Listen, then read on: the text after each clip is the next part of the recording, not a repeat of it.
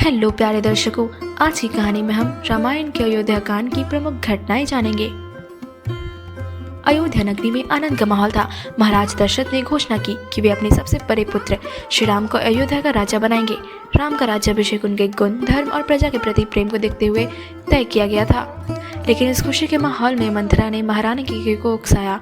उसने कैकेयी को याद दिलाया कि दशरथ ने उसे 2 वरदान दिए थे। मंथरा की चालबाजी ने कैकेयी को राम के राज्याभिषेक का विरोध करने के लिए प्रेरित किया। कैकेयी ने दशरथ से अपने पहले वरदान में भरत को राजा बनाने और दूसरे वरदान में राम को 14 वर्षों के लिए वनवास भेजने की मांगी। दशरथ इस मांग से टूट गए, लेकिन अपने वचन को निभाने के लिए विवश हो गए। राम ने अपने पिता का आदेश स्वीकार किया। उन्होंने कहा, पिताजी का वचन मेरा धर्म है, मैं इस वनवास को खुशी खुशी स्वीकार करता हूँ। सीता ने राम के वनवास का समाचार सुनते ही कहा, प्रभु, पत्नी का धर्म है कि वह हर परिस्थिति में अपने पति का साथ दे। मैं आपके बिना नहीं रह सकती। लक्ष्मण ने भी कहा, भैया, मैं आपके साथ वनवास आऊंगा, आपके बिना मेरा जीवन अधूरा है। राम, सीता और लक्ष्मण ने अयोध्या की सुख सुविधाओं को त्याग कर वनवास का कठोर जीवन चुना। राम, सीता और लक्ष्मण के वनवास पर जाने के बाद अयोध्या में शोक का माहौल छा गया। महाराज दशरथ अपने पुत्र राम के वियोग को सहन नहीं कर पाए और उनका निधन हो गया। प्रजा राम के बिना स्वयं को अधूरा महसूस कर रही थी। हर गली हर घर में सन्नाटा छा गया। भरत, जो अपने निहाल में थे, कुछ जैसे ही समाचार मिला वे तुरंत अयोध्या लौटे। उन्होंने अपनी माँ कैकेयी को फटकारते हुए कहा, आपने ये क्या किया? राम हमारे सच्चे राजा हैं।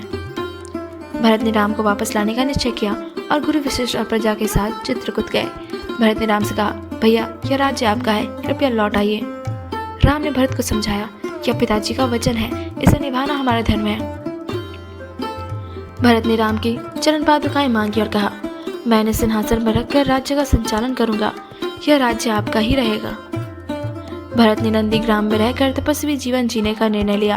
उन्होंने राजमहल की सुख सुविधाओं को त्याग कर सादगी और निष्ठा के साथ राज्य चलाया। भरत ने हर दिन राम की चरण पादुकाओं की पूजा की और कहा, यह राज्य केवल राम का है। राम, सीता और लक्ष्मण ने गंगा नदी के तट पर निषाद की उसे भेंट की। ज्यों ने अपने प्रेम और भक्ति में उनका स्वागत किया। उन्होंने राम को गंगा पार कराने में सहायता की। यह मित्रता जाति और सामाजिक भेदभाव से ऊपर उठकर सच्चे प्रेम और सम्मान का प्रतीक बनी। वनवास के दौरान राम, सीता और लक्ष्मण ने सादगी और धैर्य से हर कठिनाई का सामना किया।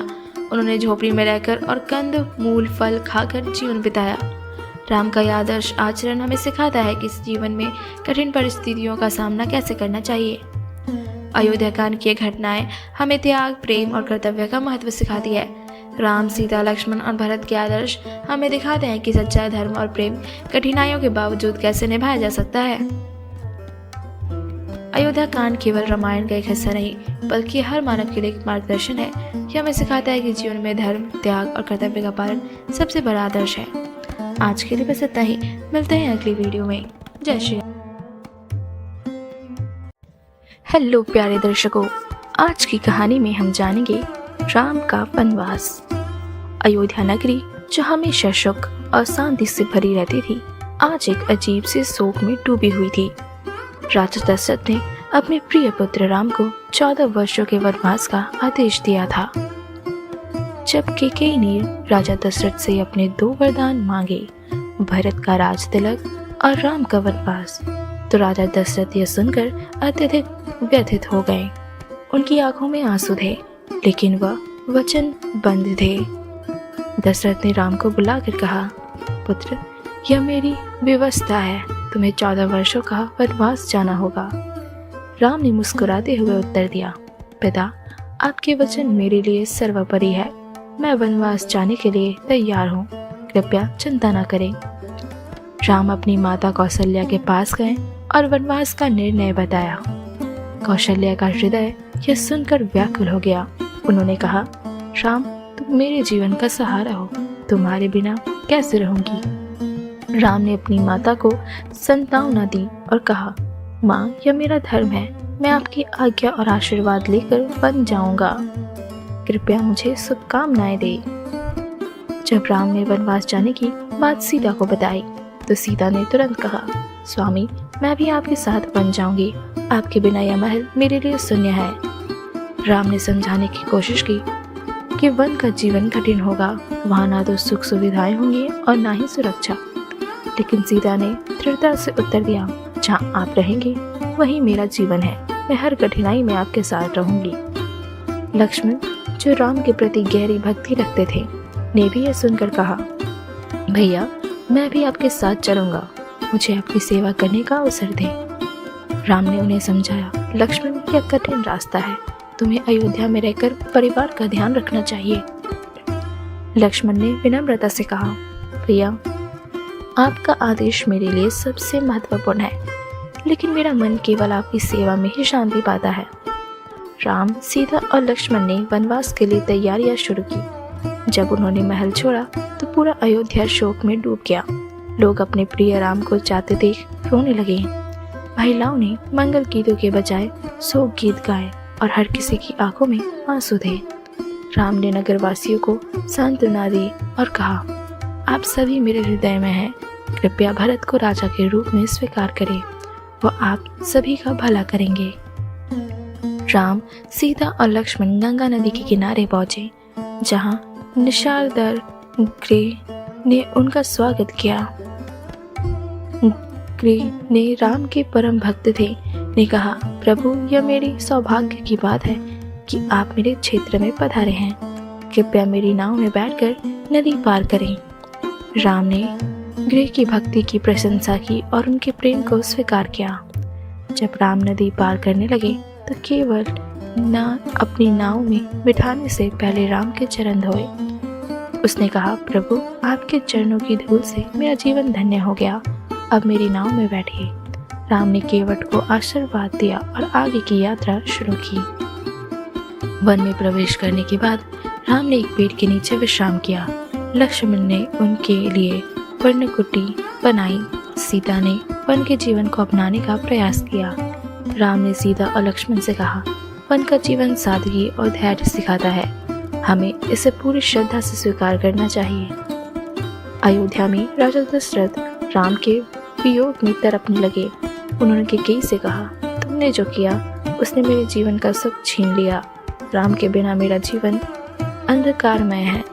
दशरथ ने राम का नाम लेते हुए अपने प्राण त्याग दिए। भरत जो उस समय ननिहाल में थे, जब उन्हें यह खबर मिली तो वह तुरंत अयोध्या लौटे। भरत ने अपनी माँ कैकेयी से कहा, माँ आपने यह क्या किया? आपने राम को वनवास देकर अन्याय किया है।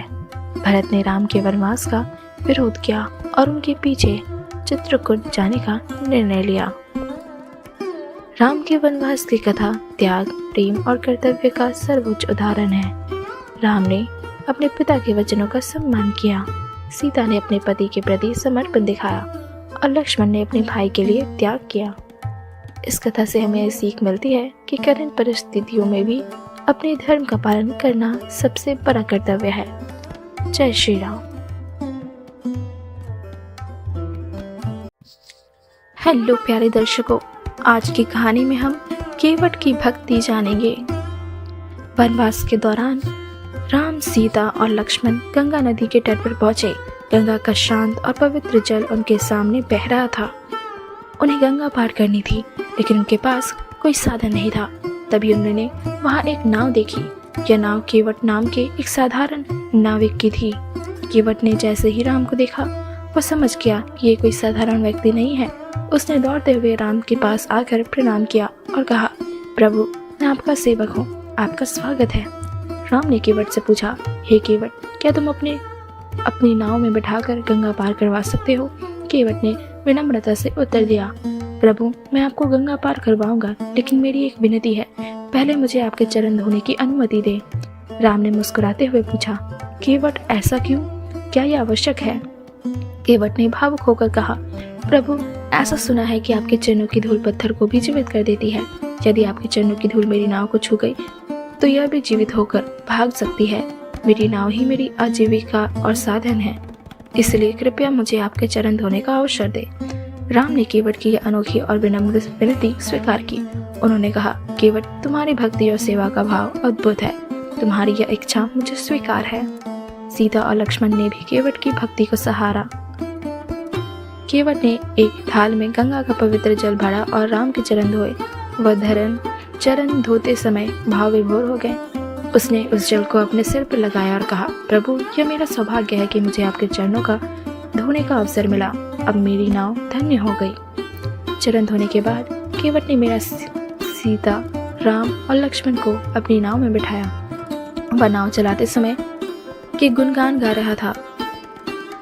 राम का जल उनके लिए और गंगा का जल उनके लिए बह रहा था और नाव धीरे धीरे गंगा के दूसरे तट की ओर बढ़ रही थी। सीता ने राम से कहा, प्रभु, केवट की यह भक्ति सचमुच अद्वितीय है। उसका समर्पण और प्रेम हमें प्रेरित करता है।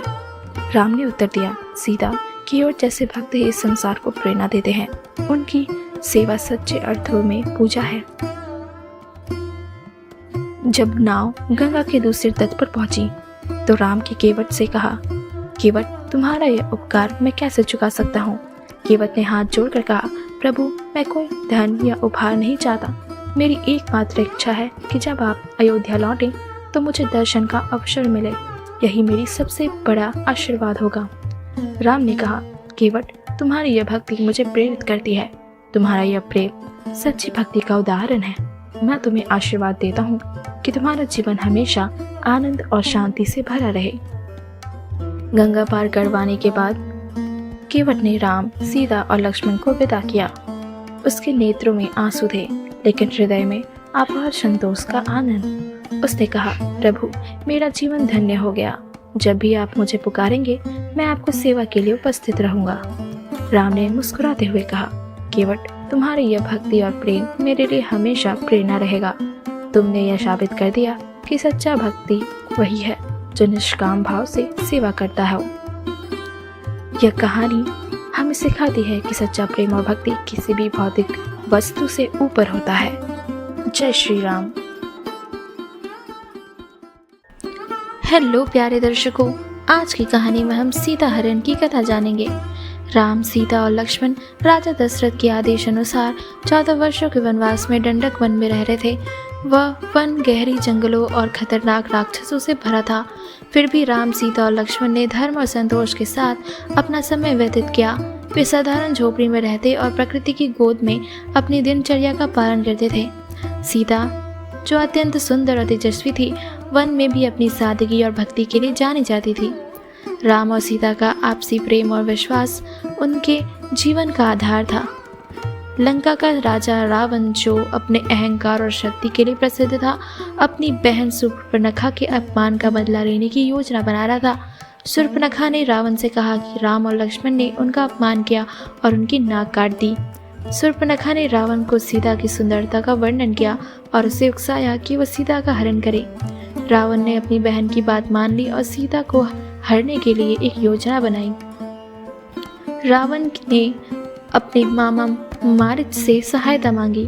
मारीच ने रावण को समझाने की कोशिश की कि यह काम राम जैसे धर्मात्मा योद्धा से उलझने के समान है, लेकिन रावण ने मारीच को अपने साथ चलने के लिए बाध्य कर दिया। मारीच ने स्वर्ण मृग का रूप धारण किया और राम, सीता और लक्ष्मण की झोपड़ी के पास आ गया।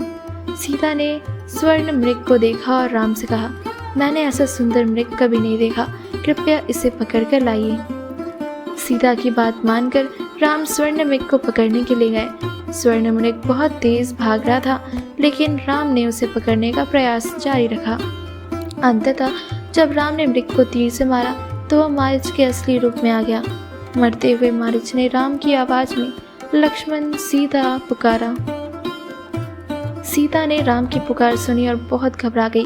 उन्होंने लक्ष्मण से कहा, जाओ राम की सहायता करो, उन्हें हमारी मदद की ज़रूरत है। लक्ष्मण ने सीता को समझाने की कोशिश की कि यह राम के खिलाफ कोई चाल हो सकती है, लेकिन सीता ने लक्ष्मण पर दबाव डाला। लक्ष्मण ने अनिच्छा से झोपड़ी छोड़ी और राम की खोज में निकल गए। सीता को अकेला देखकर रावण अपनी योजना को अंजाम देने के लिए झोपड़ी के पास आया। उसने एक साधु का रूप धारण किया और भिक्षा मांगने के बहाने सीता के पास पहुंचा। सीता, जो हमेशा साधु संतों का सम्मान करती थी, रावण को भिक्षा देने के लिए झोपड़ी से बाहर आई। जैसे ही सीता ने देखा पार की, रावण ने अपने असली रूप का खुलासा किया। रावण ने सीता को जबरदस्ती अपने पुष्पक विमान में बैठा लिया। सीता ने मदद के लिए पुकार लगाई, लेकिन जंगल में उनकी आवाज़ सुनने वाला कोई नहीं था। सीता ने रावण से कहा, तुम्हारा यह कृत्य अधर्म है, राम तुम्हें कभी माफ नहीं करेंगे। लेकिन रावण अपने अहंकार में सीता की बातों को अनसुना कर देता था। जब रावण सीता को लेकर जा रहा था तब रास्ते में जटायु नामक एक वृद्ध कारुक ने उन्हें देखा। जटायु ने सीता की रक्षा के लिए रावण से लड़ाई की। जटायु ने बहादुरी से रावण के पुष्पक विमान को रोकने की कोशिश की, लेकिन रावण ने जटायु को बुरी तरह घायल कर दिया। जटायु ने अपने प्राणों की चिंता किए बिना सीता को बचाने का प्रयास किया, लेकिन वह असफल हो गए। रावण ने सीता को लेकर लंका की ओर प्रस्थान किया। लंका पहुंचने के बाद रावण ने सीता को अशोक वाटिका में रखा। उसने सीता को धमकी दी कि वह उसे अपनी रानी बनाएगा, लेकिन सीता ने स्पष्ट रूप से मना कर दिया। उन्होंने कहा, तुम मुझे अपने बल से हर सकते हो, लेकिन मेरे मन और आत्मा पर अधिकार नहीं कर सकते। राम और लक्ष्मण जब वापस झोपड़ी में लौटे तो उन्होंने सीता को वहां न पाकर चिंता में पड़ गए। उन्होंने सीता की खोज शुरू की। रास्ते में उन्हें घायल जटायु मिला, जिसने अपनी आखिरी सांसों में रावण के सीता का हरण करने की बात बताई। राम और लक्ष्मण ने जटायु का अंतिम संस्कार किया और सीता को खोजने की प्रतिज्ञा ली। सीता हरण की कहानी हमें सिखाती है कि अधर्म और अहंकार का अंत निश्चित है। यह कथा धर्म और सत्य के मार्ग पर चलने का संदेश देती है।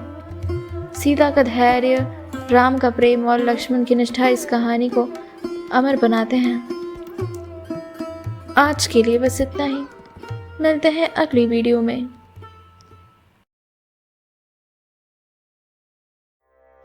हेलो प्यारे दर्शकों, आइए जानते हैं लंका कांड की कहानी। रामायण का लंका कांड केवल युद्ध और विजय की कथा नहीं है, बल्कि यह धर्म, सत्य और साहस की अद्भुत गाथा है।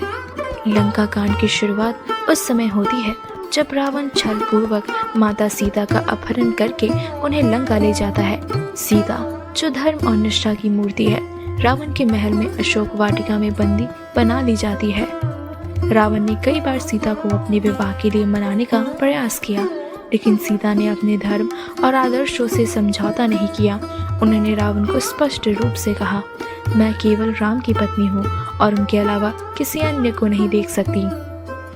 सीता का यह साहस और धर्म का पालन उनकी शक्ति और पवित्रता का प्रतीक है। भगवान राम ने सीता को ढूंढने के लिए वानर सेना की मदद ली। हनुमान, जो भगवान राम के सबसे बड़े भक्त थे, ने लंका जाकर माता सीता का पता लगाने का जिम्मा उठाया।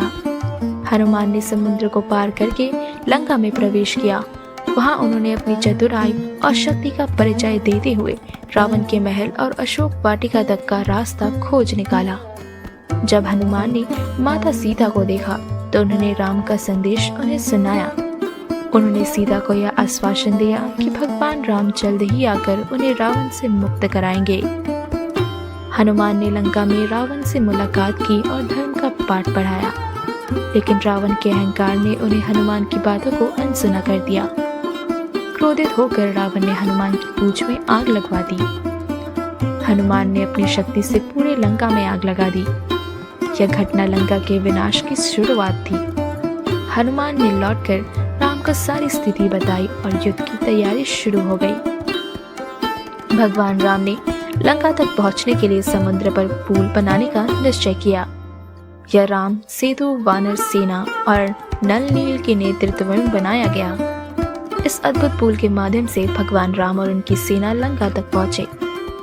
राम सेतु केवल एक मार्ग नहीं था, बल्कि यह साहस, एकता और विश्वास का प्रतीक था। लंका पहुंचने के बाद भगवान राम ने रावण को संदेश भेजा कि वह सीता को सम्मान पूर्वक लौटा दे, लेकिन रावण ने अपने अहंकार के कारण यह प्रस्ताव ठुकरा दिया। इसके बाद लंका में महायुद्ध आरंभ हुआ। यह केवल एक युद्ध नहीं था, बल्कि धर्म और अधर्म का संग्राम था। इस युद्ध में कई वीर योद्धाओं ने अपनी वीरता और बलिदान का परिचय दिया। रावण के पुत्र इंद्रजीत ने अपनी मायावी शक्ति से वानर सेना को हताहत किया, लेकिन लक्ष्मण ने उसे वीर गति दिया। अंत में भगवान राम और रावण का आमना सामना हुआ। यह युद्ध सत्य और अहंकार के बीच की लड़ाई थी। राम ने अपनी दिव्य शक्ति और ब्रह्मास्त्र के माध्यम से रावण का वध किया। रावण के अंत के साथ ही लंका में अधर्म का नाश हुआ और धर्म की विजय हुई। यह घटना ये सिखाती है कि अहंकार और अन्याय चाहे कितनी भी शक्तिशाली क्यों न हो, उसका अंत निश्चित है। रावण के वध के बाद माता सीता को मुक्त कराया गया, लेकिन समाज के प्रश्नों का उत्तर देने के लिए माता सीता ने अग्नि परीक्षा देने का निश्चय किया। यह परीक्षा उनकी पवित्रता और धर्म के प्रति निष्ठा का प्रमाण थी। भगवान राम ने सीता को सहर्ष स्वीकार किया और उन्हें अपनी रानी के रूप में अयोध्या वापस ले गए। लंका कांड केवल एक युद्ध कथा नहीं है, यह धर्म, निष्ठा और मर्यादा का प्रतीक है। यह हमें सिखाता है कि धर्म और सत्य के मार्ग पर चलने वाले व्यक्ति को कितनी भी कठिनाइयां का सामना करना पड़े, विजय अंत में उन्हीं की होती है। हनुमान की भक्ति, लक्ष्मण का साहस और सीता की निष्ठा ने इस कथा को अद्वितीय बना दिया।